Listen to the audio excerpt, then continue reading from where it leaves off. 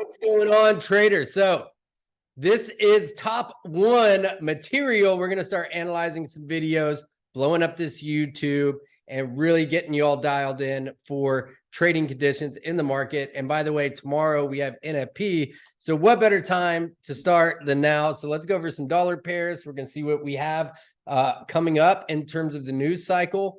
Now, NFP can be a hit or miss situation, right? I do feel a lot of times it is much ado about nothing. But let me move my screen.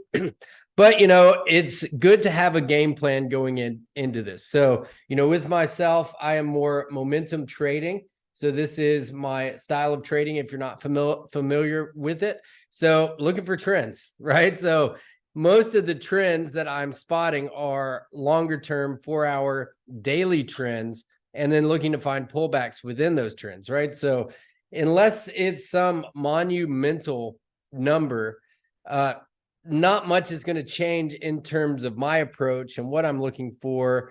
And, I find that that's usually the deal with news altogether as it is, right? So unless it's some, bombshell announcement from one of the central banks, then it's really not going to move the market.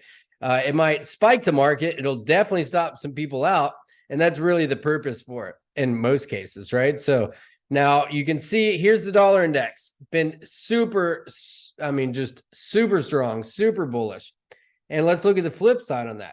Gold, right? So I think if we're looking at the dollar right now, having to address this gold chart because it is so impulsively bearish here. I was thinking last week, we got to pull back some. We got to pull back some. Now, we have a really good target coming in at 1870 for a supply zone up here for potential pullback. Now, I'm not saying that it's going to happen on NFP tomorrow, but this is a scenario that, I like to claim my bias here. Clearly the bias is bearish. So where can I get in line with that bias, right? So, and then trade around it. So, a lot of NU, for example, to me, this is a mess. This is a mess. I'm going to just stay out of that. And this is what I like to do on NFP days. Just kind of go down the line here and see what we have going on. Now, this is a really interesting chart. Cable GU has been extremely bearish, just like Euro USD. And we're starting to pull back a little bit, right? So we have some really good levels, which these could serve for some targets. Maybe not tomorrow, but, at the start of next week, if we start to pull back to these supply zones and these areas right here on Euro USD, GU. Now we have that creates some really good targets. And, for me, I would like to get in with this trend, right? No need to have any rocket science around it. Confirm that this thing's going to retest these levels, start to roll over. And then I can get in down here.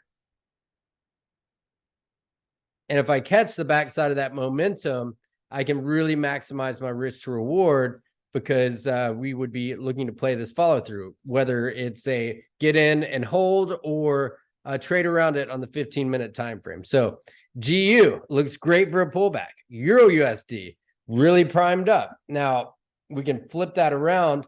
And by the way, dollar CAD has some pretty significant employment data too. So this was quite the fake out earlier in the week and just made a hard rally here. Of course, dollar strength, right? So now say, for example, we get some dollar weakness tomorrow on the back of NFP and the data for Canada is strong. Well, then you'd have a double whammy here, and maybe we'd start to get some pullbacks down here to these support levels on dollar CAD, right? So which would prep us up back for buying into the dollar, right? So this is, and I like to think of things in a if this happens then.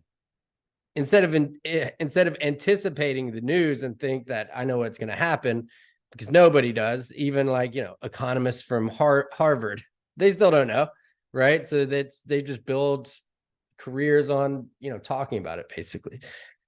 So now say that we get that dollar weakness, then I'm going to be looking for setups here on GU and EU. Now, if we have dollar strength, man, I mean, maybe we could catch these early and they just start to roll over.